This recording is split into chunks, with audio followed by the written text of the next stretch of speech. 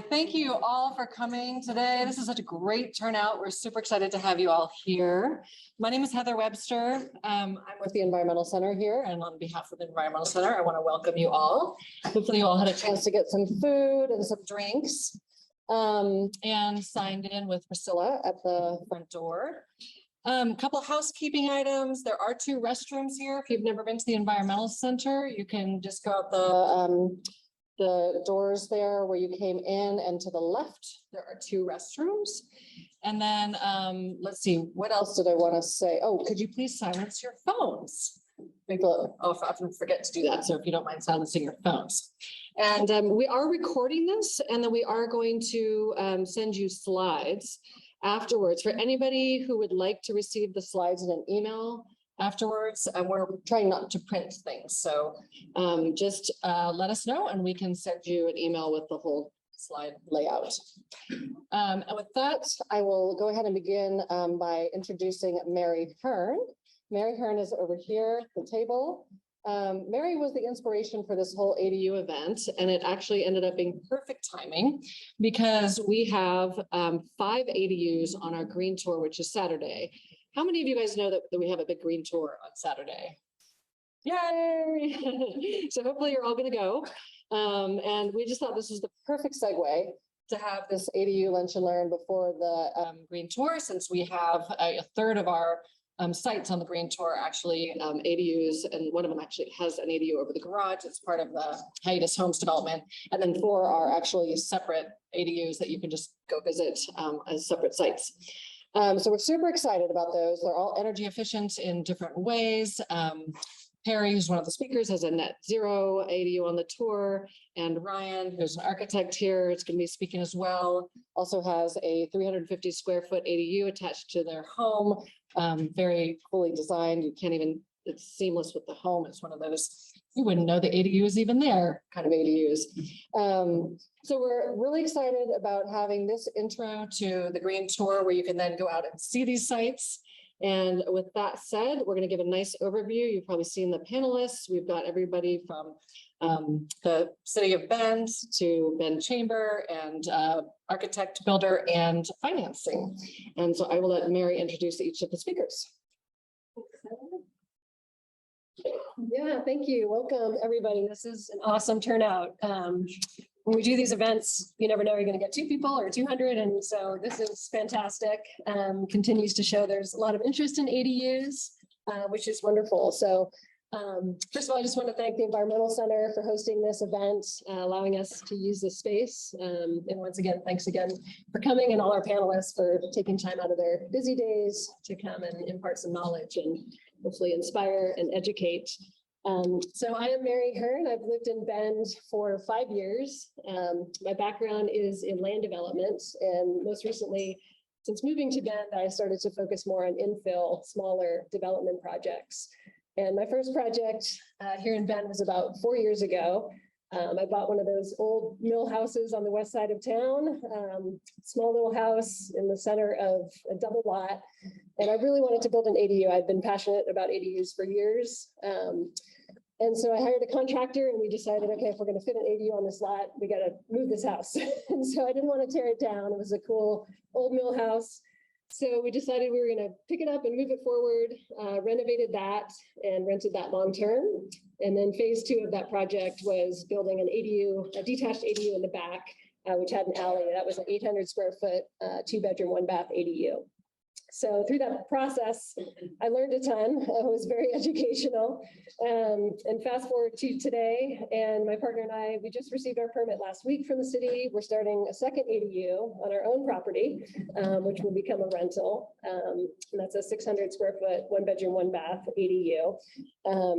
So that'll keep us busy for a while. And I continue to be passionate about ADUs. I recently received my certification through Earth Advantage to be an ADU specialist. So I just love talking about ADUs to anyone that wants to talk to me, please do.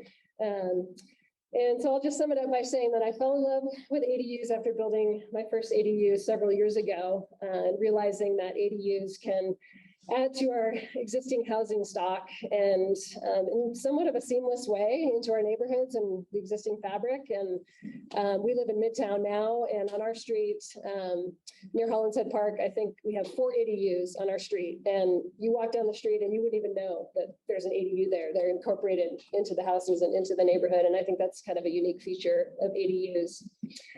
So I'll just sum up by saying I know it can be daunting to build anything in this environment, and certainly an ADU, but just know that there are so many great resources in this town and people to help you navigate through that process. So don't let that deter you. So I would love to introduce our panel. We have some amazing people here today. So first we have Chloe Crabtree. She is a sponsor relations lead for the Bend Chamber and managed the development of the Bend ADU Guide, which is hosted on the Bend Chamber website. Pauline Hardy, she's a senior planner for the city of Bend. And Pauline's been involved in many code changes and updates in her 7 years with the city, including addressing affordable housing, missing middle housing, and of course, ADUs. Ryan Starr is the principal architect at Starr Design and Architecture here in Bend.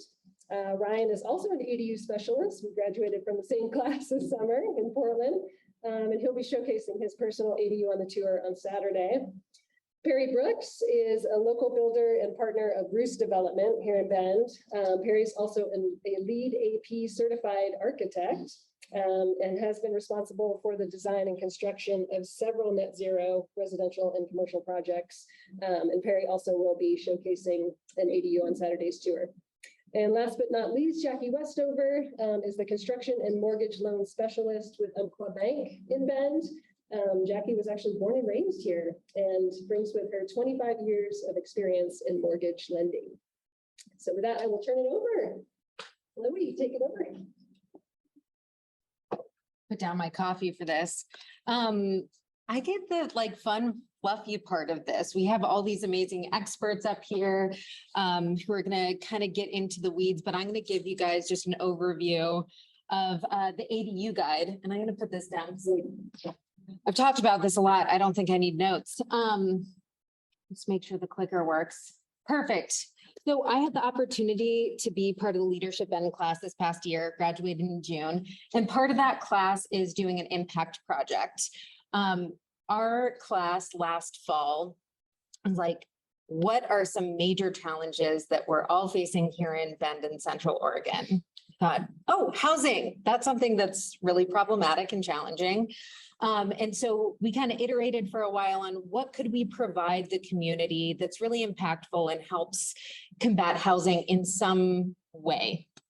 And so we came and arrived at this idea that, I chatted with my neighbor who was trying to build an ADU, and we had an individual in our class who is building an ADU, and we thought, they're having a ton of trouble navigating how to build, where to build, how to finance, what to do, who to call. And we started looking around and thought, maybe we should build an ADU guide. And as we jumped into things, we realized quite quickly how convoluted it was. So we were very fortunate to have engineers, architects, and even some folks from City of Bend help with this. And this guide, we really tried to go through kind of a step-by-step process of, what's the first thing you think about when you're going to build? Financing, right?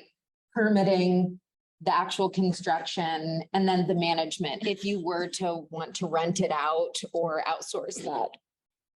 So I've already talked a little bit about how we got here and arrived at this idea. We originally thought, oh, we'll do a PDF downloadable guide. And then we thought, there's a lot of policy that's changing. There's a lot in the works. And I'm probably going to learn a lot today, honestly, from our excellent experts here. But because it's constantly changing, we wanted it to be a living document that could be updated regularly, utilized. And I would love it if any or all of you had any feedback. We really do. We made the thing, but it's going to have to continue to live on and stay relevant. So if any of you have feedback, please contact me. So we came to find out a ton of people in this town would love to be part of helping with this housing crisis. And we understand and know that building ADUs is not going to solve the housing crisis or problem, but it is one of many different things that we need to really understand and help facilitate residents approaching and considering, because we need to add more housing and we don't have that much developable land.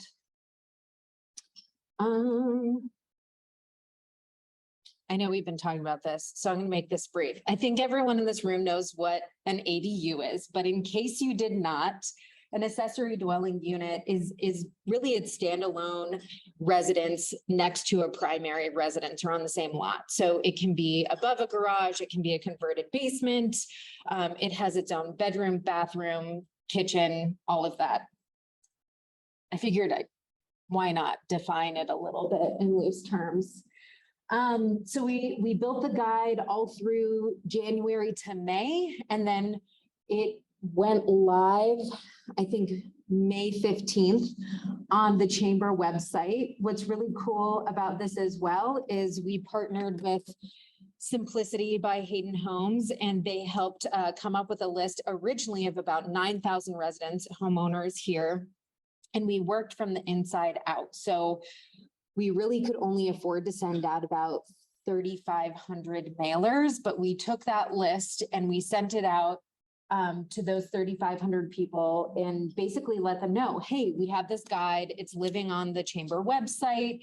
At that time, we also had a What's Brewing coming up where I gave an iteration slightly longer of this presentation just to let people know, like, check it out, see if it might be a good fit for you. Maybe it is, maybe it's not.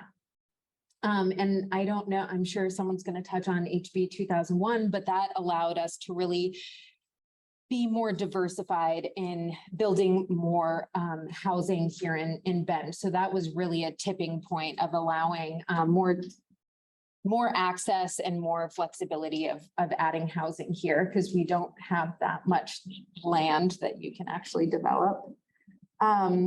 And obviously the audience was homeowners here in town. You know, the homeowners make the decisions about their lots. And again, rounding back to the actual impact, we just hope that this is one part of many parts that helps with affordability and more housing here in town. So I think that was the end for me. We'll see.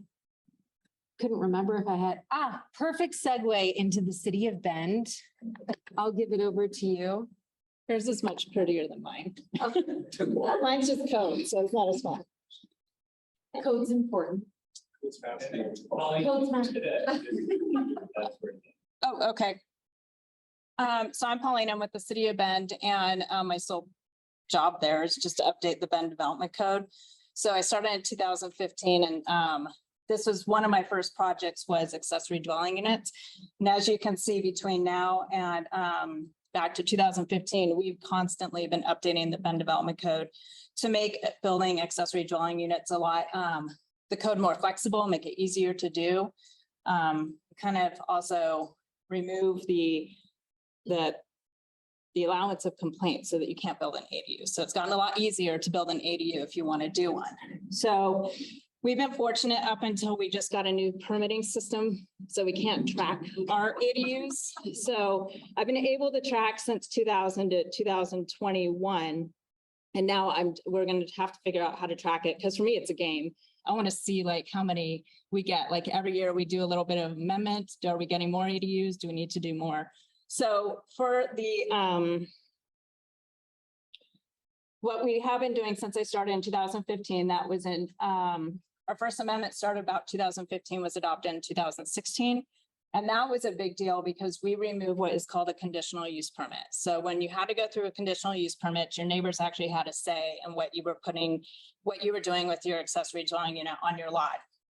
And there was a process involved, neighbors are noticed, a fee involved, and then a very easy appeal process as well. So the conditional use permit was definitely a barrier at the time to build accessory dwelling units. So the council is supportive of eliminating the conditional use permit. And at the same time, staff proposed the maximum limit on the house ADU size was only 600 square feet, which is fine. But we worked with a group of developers and they thought, you know, it'd be nice if you want a 2-bedroom, sometimes you want a little bit larger than 600 square feet.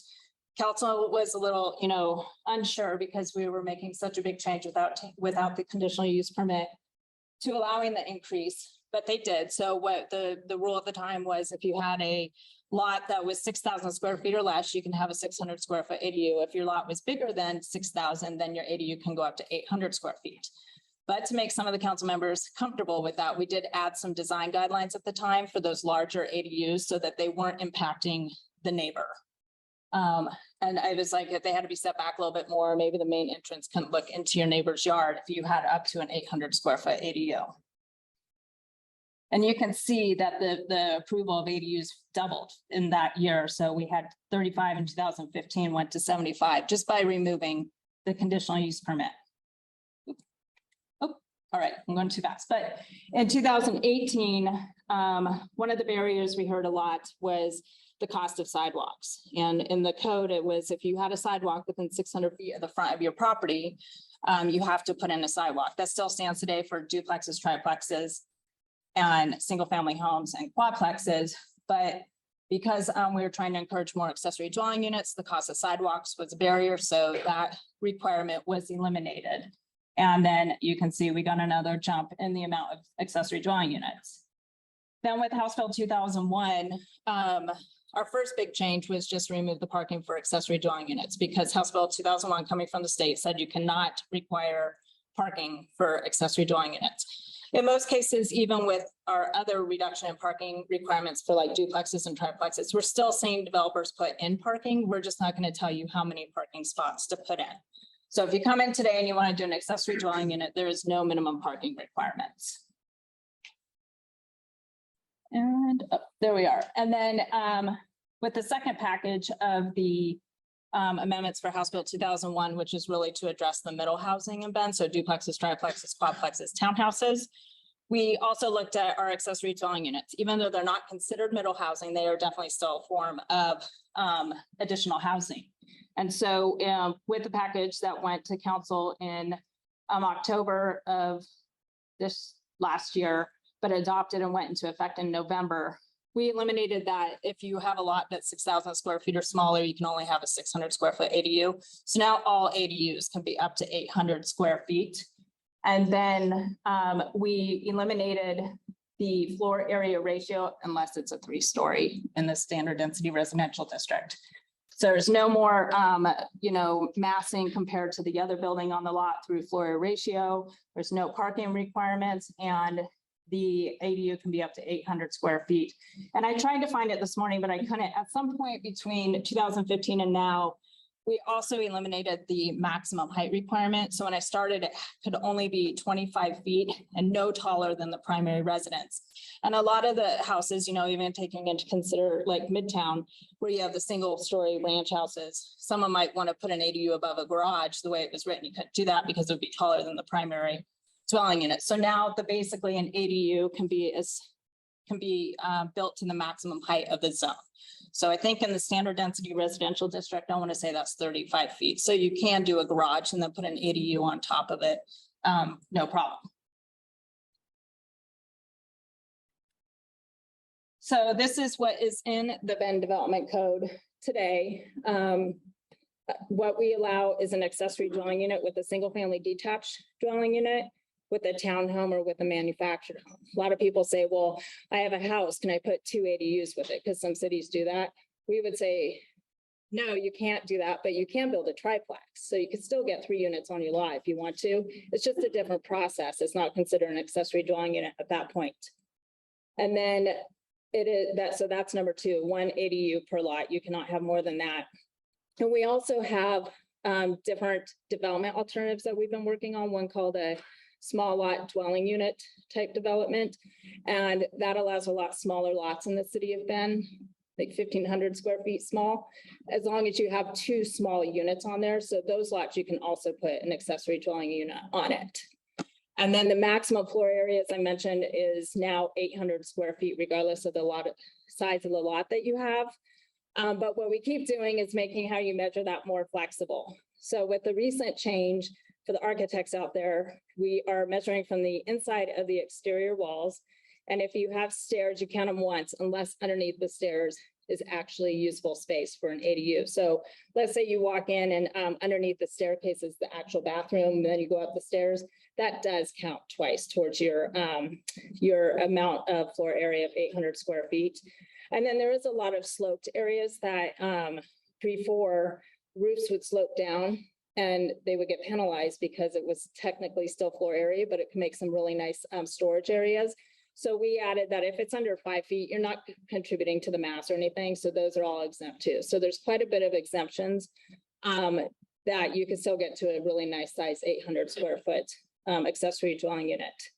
And then the last bullet, just if you are doing it and you want 800 square feet, people got a little creative throughout the years of pushing that 800 square foot. So they would add on a room and say, oh, it's just the laundry room, but it's not for the ADU, but it was accessible. So we know as soon as building permit signed off, it's probably another bedroom, and the ADUs start getting bigger. So we're allowing that. It's just, it can't be accessible from the inside of the ADU, which they probably still come in afterwards and make it accessible. But you are limited to 800 square feet of the interior space for the size. But we do understand a lot of people want to have an accessory structure for their parking, although parking is not required if you're going to build a garage and it's for the ADU, then that's not counted towards your 800 square feet either.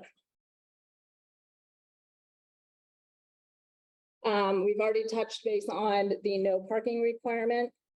And then the only other one is this detached ADU.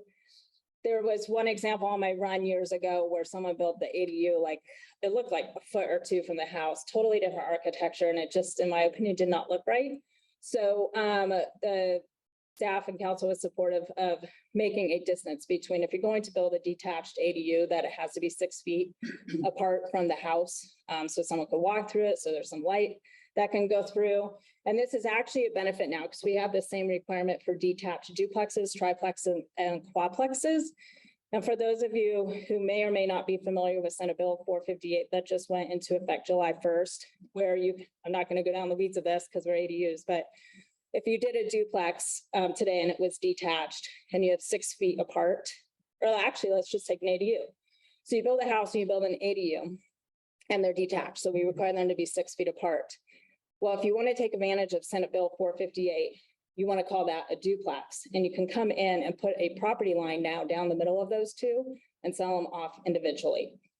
But they'll always be considered a duplex, but instead of providing 2 rental opportunities, now you provide 2 home ownership opportunities through that Senate Bill 458. And that went into effect July 1st.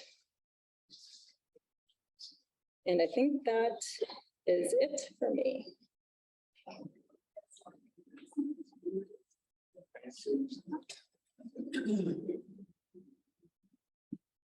I just wanted to start by thanking Pauline and the work she's been doing with making ADUs better, because I started dealing with this like about 3 years ago, and just the changes in that 3 years, just that change between 600 and 800, the conversations I had to have with clients, it's like, I know you want 650 square feet, but we can't do it. It's so much easier now, and it's so much more straightforward, and I save so much time on code review. But I wanted to start again with the definition of ADUs and so on. The top 2 are probably the most common, where somebody wants to do a garage conversion or a detached, oftentimes because it's the thought that if it's detached, then it's more private. But then you also have your various attached versions where it's built directly on the side of the house, or it's built above the garage, or it can be a conversion of an attic or basement. Basement's not going to be very common here, but it does happen. The issues to look at with these different things, though, the first thing is going to be a fire rated construction separation, because an ADU is a separate living unit with a separate family living in it. You have to have a minimum of 1 hour in there. And that's basically if the person in the ADU or you in the main house starts a fire, everyone needs at least an hour to be able to safely get out, and firefighters and so on. And that ends up becoming an issue largely in these above garage and attic basement type remodels where your separate living unit is above another unit, because you have to have that floor ceiling assembly as hour rated, plus all of the walls that are supporting that horizontal separation. And that's oftentimes just adding additional layers of drywall or gyp. And that sounds easy enough, but that stuff gets heavy when you pile on a bunch of it. And now you're looking at, well, now do we need to double up our floor joists, which means you're going to be tearing apart the whole floor. So it snowballs into a whole bunch of different issues. And then so that's kind of the main issue that people need to kind of be aware of. And I know, really glad that they changed the FAR requirements, but I have it listed on there because if for some reason you are going to 3 stories, you still need to be aware of it. And I just don't want that to get lost. But the other thing that you're going to be looking at is your setbacks and your separation distance if it's detached. But then where you're going above or below something, you have to get that access. You have to get the tenant up or down to wherever that unit is. And stairs can really quick turn into a hornet's nest. So you need to kind of think about that straight away. The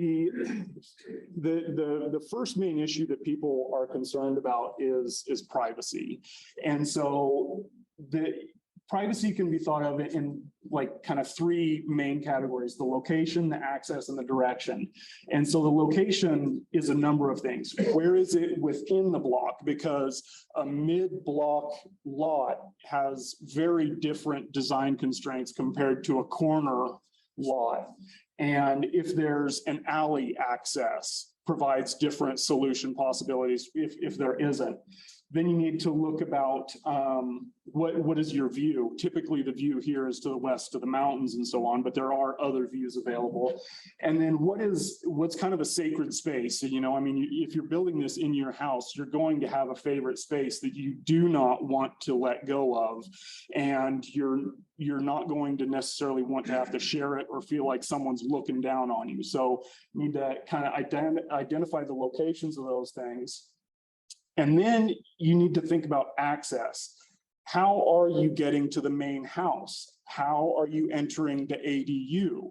Are those going to be shared? Are they going to be separate? Because that then relates to the identity of the house and the identity of the ADU. And if you do that well, then the ADU, even when it's attached, still creates a large sense of ownership and identity for whoever's living in that. If you do it poorly, it's going to be like, well, I just live in their basement kind of a feel, you know. And so then that also relates to, can you come into the property from a different location? You know, if you have that alley access, or if you have that corner lot, do they just enter it from a different angle than the main house, maintaining some of that privacy? And then last is the direction, and how do we control the views of things? You know, how you set up the spaces and place your doors and your windows, you're pointing people in the direction that they're going to be looking. And so how do you do that in a way that maintains that privacy? And so I find these abstract ideas, it's easier to just look at a concrete example. And so I'm gonna share a little bit about the ADU that we're hopefully finishing sometime soon here. But this is the location that we ended up landing on. But this, at the start of things, was just empty space, right? So we have our main house with the entry in here, and we're on the street corner here. And when I first started talking about doing this, everyone said, well, you're going to do detached for privacy, right? Well, the largest area of land on the lot was right in our front yard. And I wasn't going to put a detached ADU in the front yard. The next location was this back corner, but for various reasons, it becomes very problematic. One, it would have divided our backyard space, and it would have just complicated a whole lot of stuff. So because of that, we ended up landing on this location, and it is attached to the garage. So even though we have a shared wall, it's a garage. So it's still rather acoustically private. And by doing that, we maintain all of this outdoor space is ours. Our entry is still exactly the same as it was. The ADU on this corner has views that are framed out away from our house. So there's no overlap of views. We're never going to be looking at each other. And then it creates a nice private entry and outdoor space here for the people living in the ADU. Now, unfortunately, that meant I was only left with 350 square feet to work with. But it can be done. So then again, with this last image in, just gonna go back, with this image in mind, you can see now why this corner would be problematic, because you would have all of these views to and from the houses, depending on how we would orient things, and they're just with setbacks and so on, and then the 6-foot separation distance is just, hopefully you can kind of see now why that location would have been problematic. And it took me a while to convince a number of people of that. So that's why I wanted to address this first thing. And so when you see it all put together at the end here, you can see the main entry to the house is still very much the same. The ADU lives over here on the side. This is the window out of the bedroom, but it's still, you know, there's no interruption of the existing privacy and so on. And then you come around the corner and you see the ADU, and this is the front entry to the corner, and you almost can't even see the main house here. So the next thing I kind of want to talk about is some concepts when you're looking to design small spaces. And you want to maximize your space by eliminating hallways wherever possible. You want your spaces to serve as many different purposes as possible. Actually, looking at boat design is a good place to start. Tiny houses, if you're into that movement as well, they do a really good job of that. And then you also want to find as much storage space as you possibly can. And then the last thing is extending views with open concepts, vaulted ceilings, and then views to the outdoors. Because, you know, with this house, this ADU, you know, 350 square feet is not a lot of space, but by using some of these tricks, you can make it feel a little bit bigger. Now, this image in this plan that I have here, this is, these are called shotgun houses, and they're built in, at the end of the Mississippi River. It looks like somebody's familiar with them. These are actually the very first shipping container house, because these were built with the wood that they built the barges on, that they would float all the materials down the Mississippi River. Then they'd get to the end, they'd take all the material off and use it or sell it or whatever. And then they had all this barge wood. Well, they weren't going to ship it back up. And so they were just almost giving it away. And so then they started building houses with it, but they were constrained on the size of house that they could build because of the lumber that they had available. And so they went to this design where one room led to the other, and they're called shotgun shacks because it was rumored that I don't think anybody would test this, hopefully not. If you stood at this with all the doors open, you could fire a shotgun from the front porch to the back porch and not hit anything. But New York also has a lot of tenements that were built with this same basic design. And so the idea is, when we're dealing with some of these smaller spaces, our houses have gotten so big, it's sometimes good to look back at history to get some ideas for the future. And so with some of that in mind, I wanted to show what you can do with 600 square feet.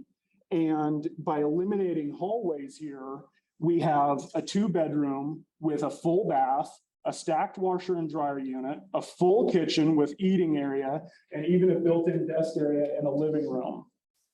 And it's tight and it's cramped, but this is where my wife and we lived in a very similar place like this, obviously, well, before we had children, but I know we could have survived in it if we needed to. But then again, I only have 350 square feet to work with on my site. And even with that, we're still able to get a bedroom, a living room, a kitchen, and a bath. This is technically, I guess, a 3/4 bath because it has the shower, but we have a stacked washer dryer unit, a full kitchen with dishwasher and oven and microwave and full height pantry. I'm still kind of surprised how much we shoehorned into this thing, but my cabinet maker isn't very happy with me, but c'est la vie. But you can kind of also see the influence of the shotgun shack here, where the space flows from one to another, but we've kind of flipped it so it's not all doors right straight in a row, and that's kind of helped create some additional segmenting of space within it. The other thing you're looking at is designing as much storage as you possibly can, and stairs are a great place to look for that. Pauline, does this count as usable space that counts towards you? Probably unless it's less than 5 feet. Okay, that's what I thought too. When you were talking, I was kind of crossing my fingers that maybe it didn't, but I figured it would. But you know, when you start looking for spaces to put stuff, you can start to find additional things for that. And then the other thing is looking for places to put a TV or books and that sort of thing, but not feel closed in. By using more open things like this, or maybe just a furniture piece for a closet, you can divide spaces, but still keep them feeling open and maintain the size of it. And so then these are some photos of where we're at with our ADU, and you can see how it's kind of implementing a lot of those features coming together. We've got the vaulted ceilings, we've got clear story bringing in light, so it feels much larger than it is. And you can stand on one side of the space and look all the way to the other, helping it to feel a little larger, even though it's pretty small, and we're packing a lot of stuff in there. And there we go.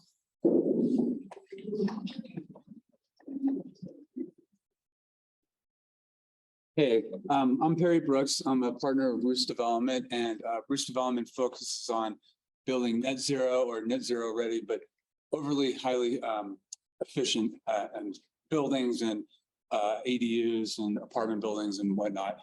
I'm here to talk about building practices, which is a very large subject, but we're going to kind of narrow it down to kind of our specialty in building more efficient spaces.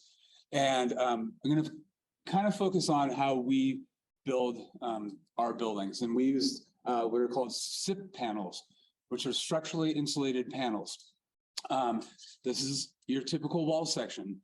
And what it does is it provides a really high performance interior space, meaning it won't leak very much. So, but by doing that, you have to do some other things to get fresh air and exhaust air out of the house, and the heating and cooling is a little bit different.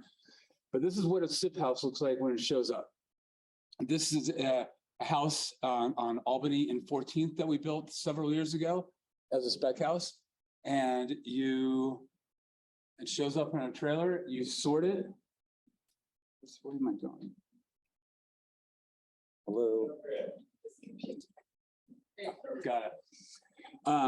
And then you sort it, and they sort it for you in the shop. And the great thing about SIPs is that it's a computer built wall. So there's no human error within the wall system. So everything is straight.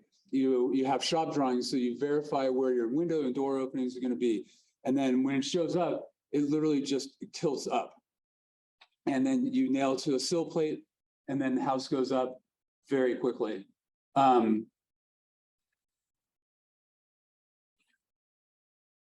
As you can see, we did that whole configuration of the house went up in about a day and a half.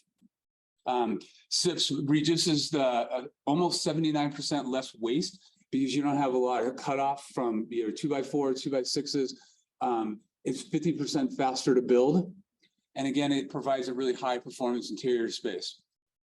I feel like a SIP rep, but I'm not.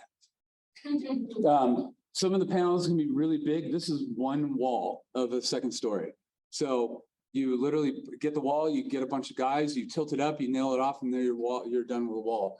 I was telling Ryan earlier that the house in the ADU that we built on 14th, if I would have had a full framing crew, which is a challenge all the time, of course, we could have had the house and the ADU with the roof up in about 6 weeks. So traditionally, that would be about a 3.5 or 4 month build with stick framing. You can see the wall panels or the ceiling panels are very big. We put the roof on the house in 3 hours. You put it on, you nail it off. There's a host of things you need to do to make it structurally sound. But because the house is all OSB, the shear on it is absolutely amazing.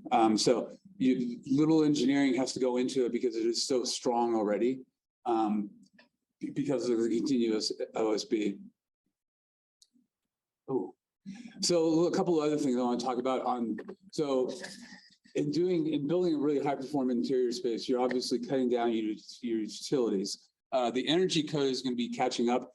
I believe by 2027, we're supposed to be net zero ready for residential construction. California was net zero ready 2 years ago. So you can't build a house unless it's net zero ready. Ready being you don't have to put the solar panels on. But if you put the solar panels on, it would be a net zero house. So as I mentioned, for heating and cooling, we use heat pump technology. It's becoming very in vogue because the energy code is changing where you can't have ductwork in unconditioned spaces anymore. So the ductwork in the crawl space or the ceiling has to be conditioned, meaning you have to insulate it, sheetrock it, and make sure it's heated and cooled, the same as the house. So heat pump technology is very efficient and really good. And mini splits, if you're familiar with mini splits, they're the cassettes on the wall with a heat pump outside, and it blows hot and cold air into the space. And as I mentioned, because it is so tight, you have to make the house breathe. So on a net zero, on this house in particular, we air sealed it as well, meaning you pump in an aerosol that goes and finds each of the corners in any little hole. So an air change per hour, when we tested this house early on, it was about 5, which is really good because normal houses, old houses are 16, 17, 18. So air change per hour. So the house is just changing the air constantly without you doing anything. So it's really inefficient. So when we got done air sealing, we were down to a 0.5. And so in doing that, we have to make the house breathe, So we use an energy recovery ventilation system, which pulls in the stale air and pushes it out. And it's on a timer and it cycles fresh air in on a regular basis. So the house is really comfortable. And what else do we do? So there's a million things you can do, but this is kind of what we focus on in particular. Oh yeah. So the insulation on the walls is an R28. And the roof, you can do a 10-inch panel, and that's R42. Or you can do a 12-inch panel, and that's R50. So it's sound. Yeah, you can't hear anything. That house on on the house on Albany, I've become close friends with the owners, and when you're in there, you can't hear a fire truck or a fire or a police. A lot of that will be close. Yeah. Thank you. So we use triple pane windows, which gets it down to what's a U19. That's their is how they measure the efficiency of the window. Does it still count as a stick built home, even though it's the walls are? I'm sorry. Does it still count as a stick built home? Yeah. Or Yeah, this is considered, one of the U.S. building code, SIP houses, stick frame houses, and steel built houses are all considered the same.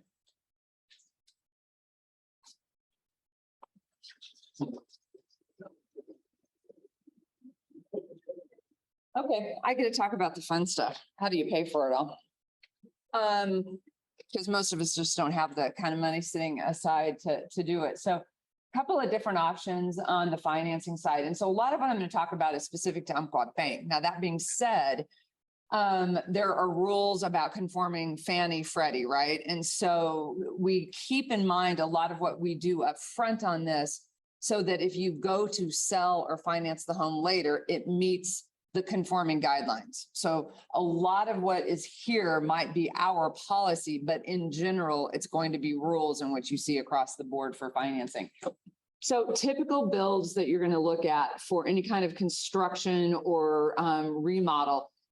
Fannie Mae has a home style reno program that works really great if you're buying a home that is in disrepair and you need to do major upgrades in order to move into it. Similarly, I have clients that will buy a home like that, but their intention is to do maybe some upgrades within the home, but to build the ADU simultaneously. So then they can't just buy the house. They need the cash, you know. So what we do is we put together, here's the house. They get the architect, they get the plans, they get the builder. This is what it will cost to build the ADU. We do an appraisal on it on what the value will be once it's done. So that's how construction works in general, but that's how the home style reno works, to buy something that's already there where you're going to add under any of those scenarios that the guy showed earlier too. Also works if you currently own a home and you want to do an ADU as well. You can do the home style reno, or you could do a full all-in-one construction. A lot of times there's constraints on programs. And so we take what you want to do and figure out which one we're gonna use. That was the ideal situation about 8 months ago when interest rates were amazingly low. Right now, I have clients calling me and say, hey, I want to do this. I need 80, 90,000 or more. And what do I do? And I'm like, well, your rate right now is at 3%. And it's really hard to walk away from a 3% rate. So the other avenue that we're looking at are with home equity lines of credits. And so if you own your home and you're sitting on a bunch of equity, that could be another way to do it. Had a gal that I she actually used to work for me. And they've been traveling and they have a home here in town, but they want to get back to Bend. They've had a renter in their house. She's like, how do I do this? I want to build an 800 square foot house. And we start talking about it. And it was easy. We just did a home equity line of credit on it because they had enough room. So that was the cheap, easy way to do it. And right now, even those home equity lines are variable rates, but you just kind of hang on. And at some point you can typically fix it. And then when rates come back down, refinance and pay it off.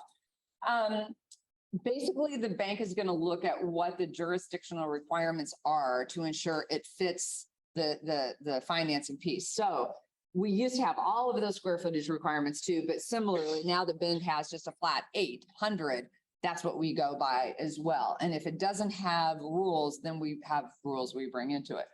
The key is for most traditional financing, the loan itself needs to be on your primary home. So not your second home, not a rental home. And the primary home needs to meet the 600 square foot minimum. So we need to make sure that the home itself is a single family residence. So that's the bathroom, the bedroom, and a kitchen. And it needs to be common for the area because an appraisal has to be done up front to ensure the value will be there. The appraiser needs to be able to find comparable sales. So just because your neighbors have all, built them doesn't mean that there's enough sales out there. The reality is that Bend has them everywhere. So for our area, this doesn't concern me at all, but the appraiser just has to be able to find it. So yeah, we talked about the ADU size. So conversions in the reno to ADU must be from conventionally constructed structure. So it can't be like a manufactured home. Can't take a manufactured home and decide to add on to it. The primary home itself should also be a stick-built home. So there's a couple other things that you can do. So there may be a conversion from a single unit to multiple. It kind of goes back to what we talked about earlier. You can have your house and maybe alter part of it. I have a girlfriend that had a really big house and she cornered off part of it. And I mean, she could have turned it into a duplex. Her concept was an ADU. And then she had firewall issues that she had to work around. No big deal, but that's what that concept is there. And it could be that you have a multiple unit to single unit. So that might be something where you have more of, maybe you've got a duplex that you want to change, or there's going to be some major renos. So these are just different options. This one here is more of a Fannie home style because you're taking something that is single to a multiple, and multiple units have to go in the home style reno program. That's just kind of how it goes. And again, the ADU can be attached or detached. We really don't care about that. Can I do this? Point back here. What computer? Oh, that computer. Well, I did. Oh, gosh, and I just put the red on somebody's head. And then, so if you're thinking about doing this, there's just certain things that the bank needs to put together. So a few items on the project, we need to have, because we have to know again, how much this is going to cost to put together. We have to have a contract, a budget, a materials and specs breakdown, and then plans that include a site. So we just need to know what it is you're going to do, because again, the appraiser is going to have to put this whole thing together and figure out what the value might be once it's built. We also require, we don't do owner builders. So if you come to us and say, hey, I'm a contractor, I'm pretty good at this stuff, I'm just going to build it on my own. We don't do that because if you've ever built, you can run into issues. And we just need to know that we've got somebody on it that can complete it.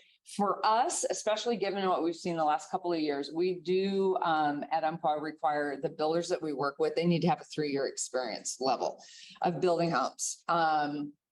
And generally in this area somehow, because we don't want somebody coming up from California that doesn't know the bin market. They don't know how to get the framers and all of that. So that's what we're looking at there. And yeah, and we're just going to basically look, it's super easy. You know, we just want to look at a resume, make sure that they've got that experience. We do a quick history check, credit report. We're not putting them through a huge approval process. We just need to make sure we're working with a qualified builder that can get the project done and pays their bills, which you also want to, because you don't want it to be done and then have a bunch of liens on it. And then I bring up the ADU rental income piece. Can it be used? Because a lot of people are like, well, I have an ADU on my property and I need to get a loan and I have all this income. So the answer is kind of yes and no. So in general, if you're doing a construction loan and you're building an ADU and you're going to rent it, in that situation, I cannot use it to qualify. There's this odd, strange rules that are out there. So for the construction loan, I can't say that you're going to, and the reason is because when you do rental income for qualifying, it's on what is happening right now in the market. On a construction loan, it could take a year to get the project done, and rents might be different at that point. So if you build an ADU, and then down the road, you need some kind of a loan, then you can pull that income in. Then it can be added down the road. So if you look at doing a refinance in 3 years and you've had an ADU for a year, it's going to be on your tax returns. We get to use it. So the answer is yes and no, just depending on the situation. Oh yeah, I threw in this little side note for Fanny because we do have a lot of manufacturers around here out on 5, 10, 20 acre parcels and things like that, which I know get into the county and is a different rule for the ADUs. But Fanny has a variance for ADUs that does allow an ADU itself to be a single width manufactured as long as the primary home is stick built or side built modular.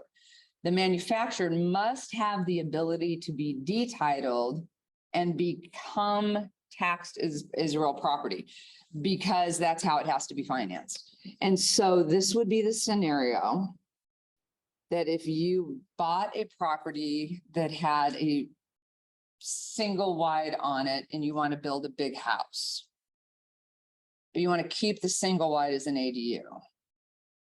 That's the time you can do that, but that single wide has to be detitled and become part of the land. It is therefore then taxed as real property. So then you have 2 properties on the property on the land, if that makes sense. So I just throw that out there because it comes up a lot around here about manufacturers and especially the single wides. So that's the basics. And then I know we're going to be up for questions here shortly. Thank you. That was great. Yeah, so we've got up until 1:30, so about 35 minutes. So please, hopefully folks have questions. You can address it to a certain panelist or ask a general question and let's see if we can answer it for you. So What constitutes an ADU? What was going to trigger the end of that? so your question is what constitutes an ADU? From the question of building department's point of view. So I do an addition. We're gonna look at, if you put a kitchen in it first, and if you put a kitchen in it, then you're gonna be. And we have size requirements of what is, because some people just do a wet bar in their, bonus room. So we have measurements for and trap arm, and if you exceed those, then you're considered a kitchen. And then you'll be put into an ADU requirement. So it's just a bathroom. Yeah, just a bathroom and then. You'll probably have to sign a notice saying you will never make it an ADU. I don't want to rent, I just want to have. Rents. Families. So it won't be, if there's no kitchen, it's not defined as a dwelling unit. If you do put a bathroom in it, and I think it's a full bathroom, under accessory structures in the Bank Development Code, you would have to sign something saying that you acknowledge it's not going to be a dwelling unit. And the back is, it doesn't have a lot of bureaucracy and cost to the permit process. So the permitting process actually changed with the House Bill 2001. This is same for duplexes, triplexes, quadplexes, single family homes, and ADUs. You still have to comply with requirements, but instead of going through a planning and a building permit, you just go through building permit now. And through that building permit application, you still have to comply with all the planning requirements. It's just, I think it's a little bit faster. It's way easier. It's just not a big. Well, if you're gonna do an ADU, you do have to pay system development charges, so, I believe it's transportation, parks, and I don't think there's water and sewer, so there is some additional fees, because you're putting a second dwelling unit on this property. But it's less than if it were a duplex or a triplex. Yes. So was it 600? I can tell, I think we're starting one and we paid about $8,000, which is the system development charges and fees altogether. So that's where it's starting to be.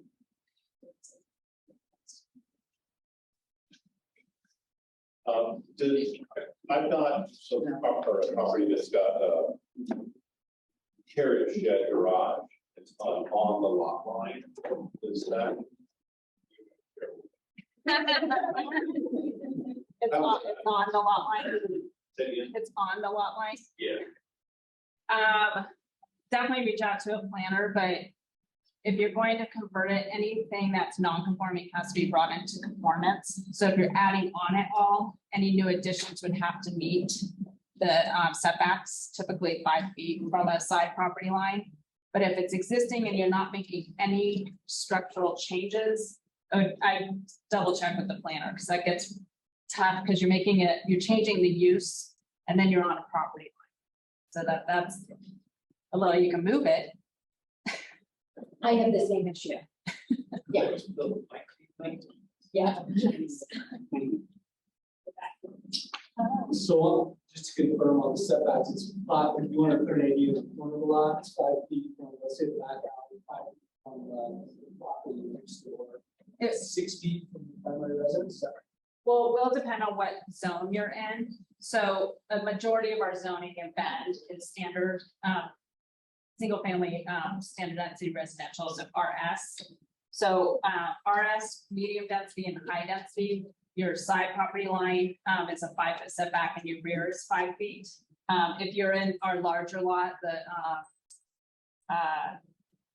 rural residential or RL, then it's I think 10 on your side from your property line, so it's larger. But if you're just one of your typical lots, then it's 5 and 5. And then yes, if you're gonna do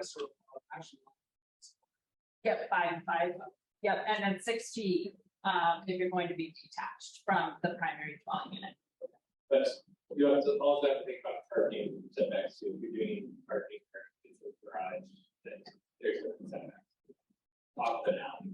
Yeah, the park, if you do a garage and you're backing onto an alley, you have to have at least 24 feet of backing distance. But if your alley's 20 feet and then you have a 5-foot setback, you're already at 25. It's that comes into play if your alley is like 10 or 12 feet, then you do have to push your parking in a little bit to make sure you can actually back out. What if the parking already exists? I'm just taking, there's a shed there right now. Rather than this process change. No, because no parking is required. So you, I think we may be just because they're pretty. they're just gonna look at the ADU. That's my understanding. No parking requirements, you're good. Next. I'm almost afraid of the answer to this one. We're outside the city of Bend. There's significant differences in Shoes County and the city of Bend. There is, and then, oh, you can answer too, but I believe they're going through a process right now to allow ADUs. I have not kept up with what those changes are. Yeah. The counties were actually prohibited by state law for like years. They were limited only to single family homes. You could do like a secondary dwelling, but that was only if it was agriculturally related, where you had like a hired person that would work there because farm hours are 24/7. Or if you had a sick relative that needed care, then you could do that. But then as soon as the sick relative no longer needed to live there, they got healthy or they died, then that secondary dwelling would have to be removed. Now, state law has just recently changed, but it's working its way through all of the different counties because all of the counties have their own zones, and just like every town has their own zones. And so just like Ben went through the process with HB 2001, going through seeing how they were going to comply with the new state law, that's where counties are right now. So it is changing and it is coming, but what it looks like, we don't know. And I would participate. Yeah, Probably hate this. I mean, that seems to be the majority of the county zoning that I have seen, so I would assume something is going to be addressed there. And I would definitely participate in their public process, like contact the planning department, the county, see where they're at already. Okay. Not looking good. So to dovetail off of that, is there inter-county collaboration? Because we're kind of in a landlocked island. We have Crook, Shoots, Jefferson. Is there any kind of collaboration between the three to kind of create sort of a generic standard allowing for state? That I couldn't tell you.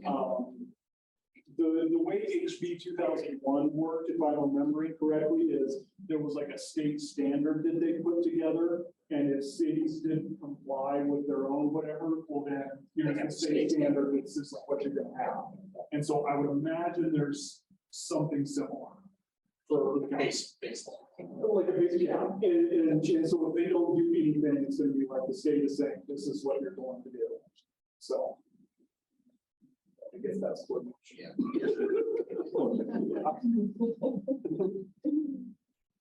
What's the best place to? So we have a quick reference guide for accessory dwelling units. So on the planning page, we have quick reference guides for like every island, ADUs, duplexes, triplexes. So I would start with that accessory dwelling unit quick reference guide. And then on there, there'll be links to the Bend Development Code. But in the Bend Development Code, you'll be looking at chapter 2.1. That's the residential requirements. And then chapter 3.6, 200B is the accessory dwelling unit. We have links in as well. Okay. Yeah, because some of the, it's pretty heavy on the city side, which is what we found. So we did direct links because it was very hard to get through everything to find what you sometimes. And what I would say too is, well, first off, I think the Bend website for their building code access is really nice. But you also kind of need to look at the building code in tandem because with all building codes, there's oftentimes codes that stack and it's deceptively complicated. Like it looks simple, but because of the way they stack, there's implications that aren't immediately obvious. And so the first thing you need to do is make sure you're complying with the Bend Development Code, but then you also need to look at the state building code, which with ADUs, it's going to be the residential specialty code. But you can go into the commercial code if you really want to, but you need to be aware of that because that's where the issues with the firewalls come in. And, you know, even if you're doing that 6-foot separation, there's still going to be fire barrier stuff that you're gonna have to deal with because it's within 10 feet of each other. So it's not simple. And I don't. That's why you hire me. Does the building code even apply? Sorry. Doesn't the building code if they're detached, our building department calls it 2 single-family dwelling units, or then it actually gets. Correct, and that's where it gets really bizarre, because as far as the building code is concerned, a duplex, an ADU, a triplex, a fourplex, a 200-unit, multi-unit apartment complex, it's all the same. It's multi-unit properties, and so you have to have the separation and all of that. So, but when it comes to the Bend Development Code and the Planning Department, they've kind of separated out duplexes from ADUs to make it easier to build an ADU, because if you do a duplex, it just, there's more stuff with separating your utilities and some of the additional SDC costs and the street trees and sidewalks and some other stuff that need to be done. I know people brag about it, but it should be there. Like, should have to do a lot of that stuff, in my opinion. But the ADU stuff makes it, what the city's done with ADUs makes it a lot easier to do an ADU than that. So what is the requirements for utilities in terms of, do they have to be separate? Or They can't be, so you get one utility. Yeah. one utility bill for Right. everything? Right. Now, if you go down the path of the Senate Bill 458, you actually do it, instead of a house and an ADU, you do a duplex, you know you're gonna put them on their own lots, then you can do separate utilities. It's required. So talking about the sewer, power could be separate, so you could have a separate power meter. So you're just talking about the city. Water and sewer. Water, Yes. sewer, that power. So you need to think ahead about what you might be wanting to do.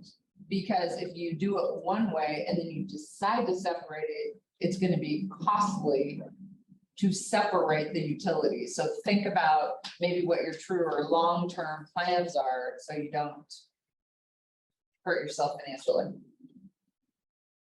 So that you said, thank you, but you said the electric has to be separate, or it can be You know, separate? you can put it on a separate meter if you want to have that meter separate, like you're gonna rent your ADU. Tenants have a separate bill.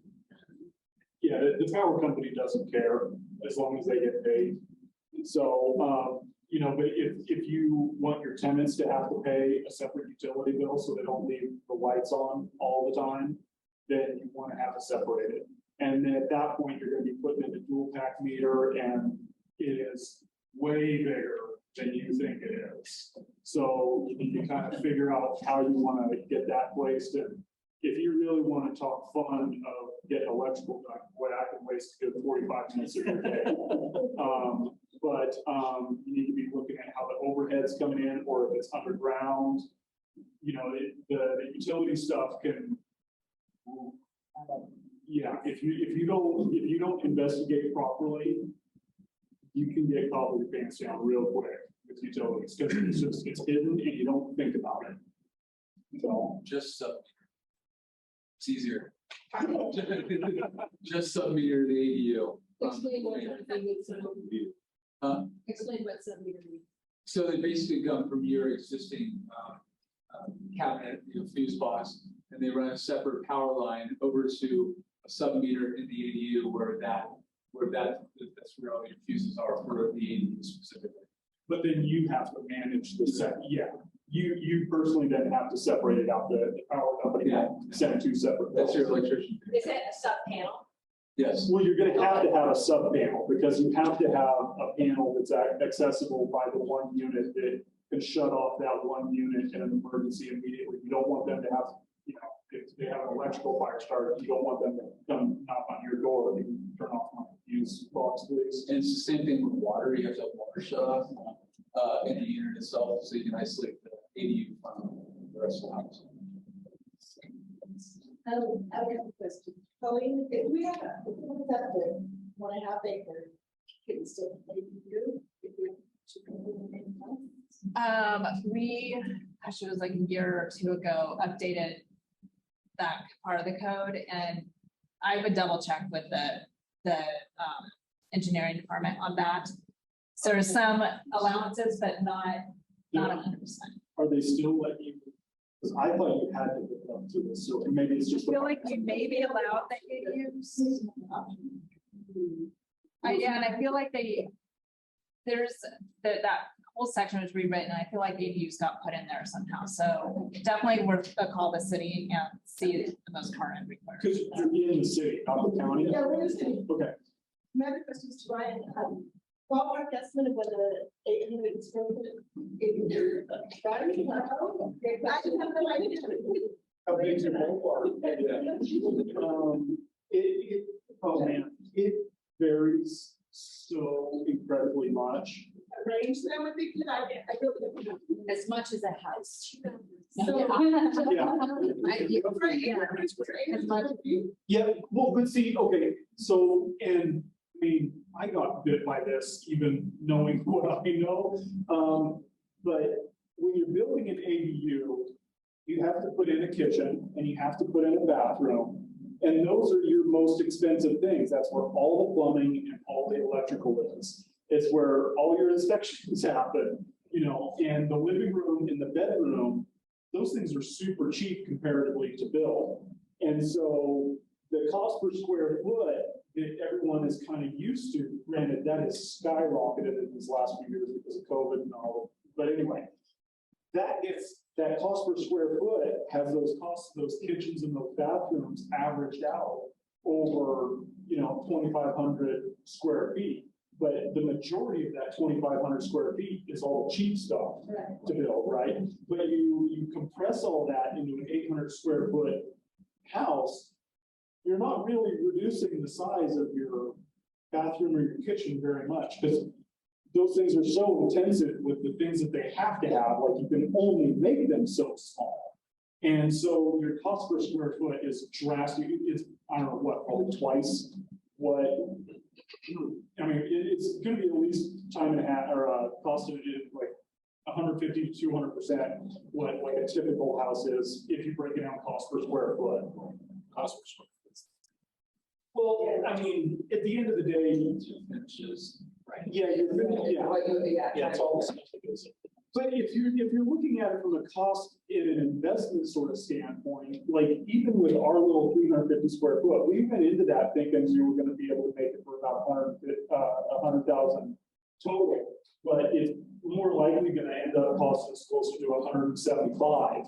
Now, granted, this is also kind of a portfolio piece for me, and I have made things, you know, I haven't cut corners where I could have. I haven't cut costs where I could have, because this is my little gem baby. But even with that, our return on investment is going to be like 8 years, maybe, you know, and like you can't find that. No, as an investment. I was thinking for that. Oh, yeah. And if that's on your finishes and how elegant you want to make it versus. You're saying that was the house. Most of my clients are looking at 150 right now, at a minimum 150 right now, and most of them are building 800. And I've had quotes as high as 200. Yeah. So I mean, would that be the same 2.5, 3 years ago? No, but the lumber price, everything is higher. Windows are crazy. So an 800 right now for my clients coming to me, we're planning 150 to 2. Easy 150 to 2. Two questions. I'm curious if anybody knows how ADUs are being used in London. How many of them are being used like the people that live on that property versus a long-term rental versus a short-term? That's a great question. I don't think the city probably has any data on that, I guess. No, I mean, we do know they are being used for short-term rentals, Yeah. but they're also being used for long-term rentals, but we don't track that. I mean, I can track like what's being used for short-term rental, but we don't track the long-term. That's a separate process, applying for a short-term rental. Yeah. And then you have that client for a short term rental, and there's some additional requirements. Other question is for finance, and Jackie, did read right that would not finance an ADU for an existing rental property? It has to be on your main residence. Yeah, we do not. Rental properties just come with an inherent risk because you don't know who's in it taking care of it. And so we as a bank have chosen, we don't want to end up with just issues. And so we've chosen, our construction program is for primary and secondary homes only. We just don't want to get into it. My guess is I would name 2 banks out there. WaFd might do an investment to build. So if you have a rental and you decide there is a spot for an ADU, I would seek out WaFd or Mid-Oregon. And I think those are the only 2 that you would find that on right now. All of the rest of us stick with the primary. Yeah. I have a question on storms and behavior. We live on 2 acres and it's well and septic and all that stuff in the city. So what I understood is wrong, but is that we would have to put the ADU up to our wells and our septic system. Technically, that I would contact the engineering department and ask them, because I'm not, I have no idea about wells and the septic. There might be some additional requirements. I have one that I think they have been set for such a big age, and it might have been based on the age of the original. And Septic, I can't, or the size. It's the capacity of the drain field. Yeah. You use the capacity of the drain field. So with the drain field, the leach field where, your grass grows quite green, is size for the house and the individual side of the 4-bedroom house. So adding another bedroom with kitchen and all that, your drain field would not be big enough. So you would have to build a separate septic field for a concern. Well, it's also depending on your age. If the leach field is old enough that they consider it saturated, you have to make a new one, no matter what you're doing. But we did make some changes, so definitely contact that engineering department, just to see, I know there was some flexibility brought in, so. Yeah, it may also help to just contact the septic contractor. They know it really well. Good experience. Are there any bonuses for small lots or setbacks? Yeah, so if you went through what we call the small dwelling unit developments, those are those really small lots. But so you can do a small lot. The restriction is the size of the unit. So the primary unit could be no bigger than 800 square feet. And then if you want an ADU, cumulatively, the 2 units cannot be more than 1,200 square feet.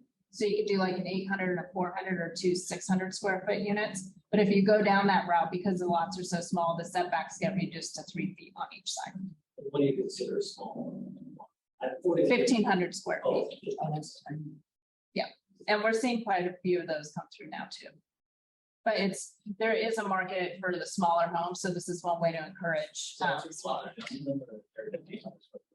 No, this is someone coming in and doing a land division, and maybe they have like a 6,000 square foot lot and they're making 4 1,500 square foot lots. And then on each lot, they're putting 2 units, so you get 8 units.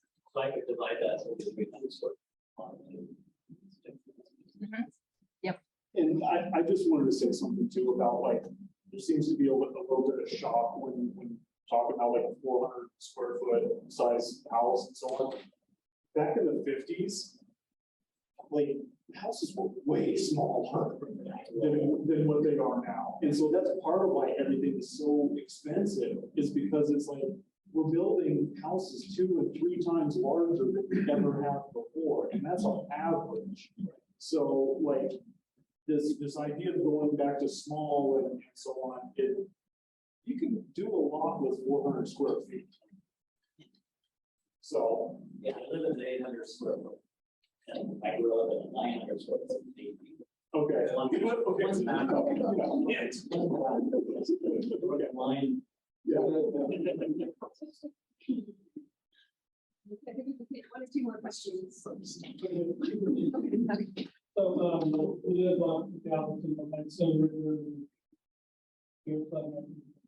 so, that's one question about the parking, which is, we've got any blowback from people saying, not parking, which is common on our sheet. Like last night, I go out, 10 o'clock, get the trash out, because the cars up and down the street. So, is there any thought about maybe reinstituting parking?